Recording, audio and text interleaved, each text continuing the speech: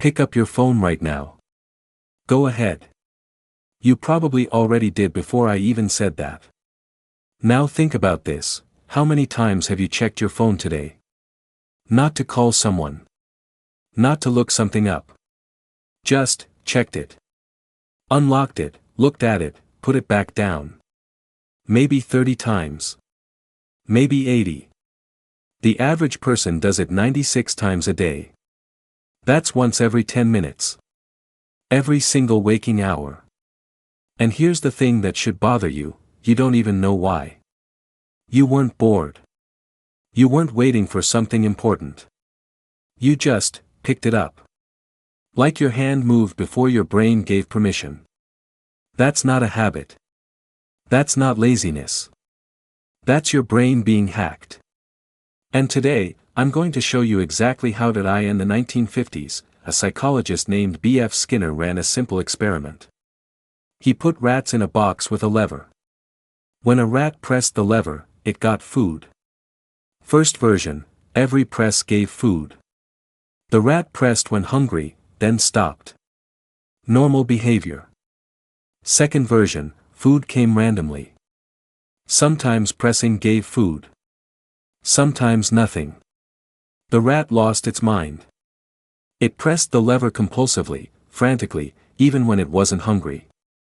Even when it was exhausted. That's second version. That's your phone. Every time you unlock your screen, you don't know what you're going to get.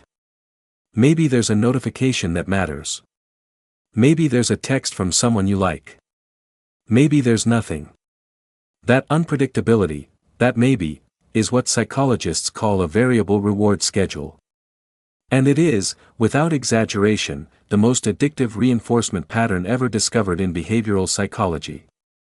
It's the same mechanism behind slot machines. Same mechanism behind scratch cards. The reason Las Vegas makes billions of dollars a year isn't because gambling always pays off. It's because it sometimes does. And your brain cannot resist sometimes. The apps on your phone know this. They were designed this way. On purpose. Here's where it gets really interesting. Most people think dopamine is the pleasure chemical. It's not. Not exactly. Dopamine is the wanting chemical. It doesn't make you feel good when you get something. It makes you desperately want to go get it. There's a difference. When you anticipate a possible reward, a region deep in your brain called the ventral tegmental area floods a pathway called the nucleus accumbens with dopamine. Your brain lights up. You feel a pull. An urge. A restlessness you can't quite explain. And here's the part that changes everything. Researcher Kent Berridge at the University of Michigan discovered that uncertain rewards trigger more dopamine than guaranteed ones. When you know you're getting something, your brain stays calm. When you might be getting something, it goes into overdrive. This is why you check your phone even when you know there's nothing new. Because knowing doesn't matter. Your dopamine system doesn't deal in certainty. It deals in possibility.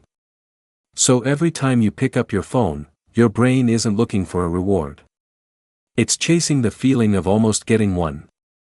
The anticipation is the addiction. There's another psychological mechanism running underneath all of this, and it's one most people have never heard of. In the 1920s, a Soviet psychologist named Bluma Zygarnik noticed something strange at a restaurant. Waiters could remember every detail of unfinished orders, every modification, every substitution. But the moment an order was completed and delivered, gone. They couldn't recall a single detail. She ran the studies. The finding held. The human brain fixates on unfinished things. Incomplete tasks create a kind of mental itch that keeps nagging until it's resolved. Every notification on your phone is an open loop. An unread message. An unanswered comment. A news story you half saw. Your brain registers these as unfinished, and it will not stop nudging you until you close them.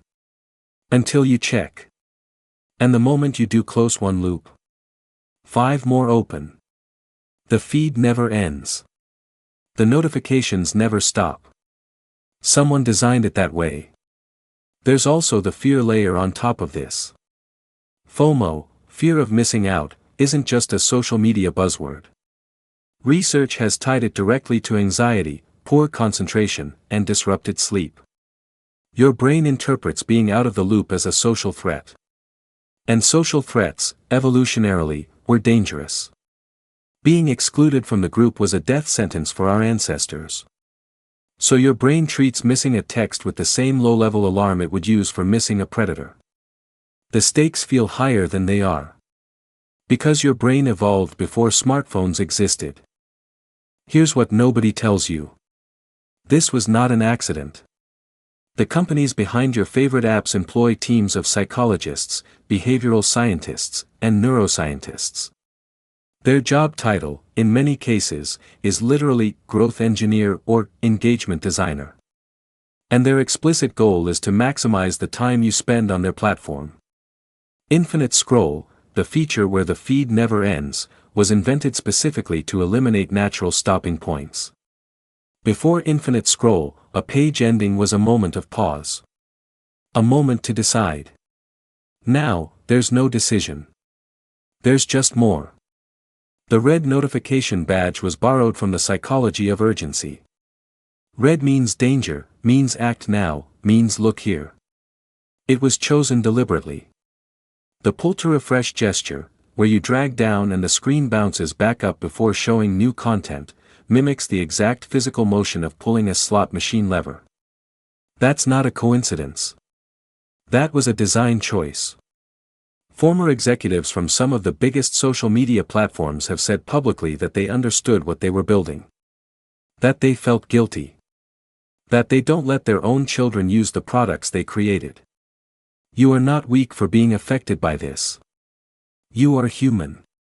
And they built these systems to exploit exactly what makes you human.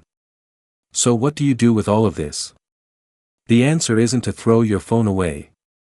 That's not realistic, and it misses the point.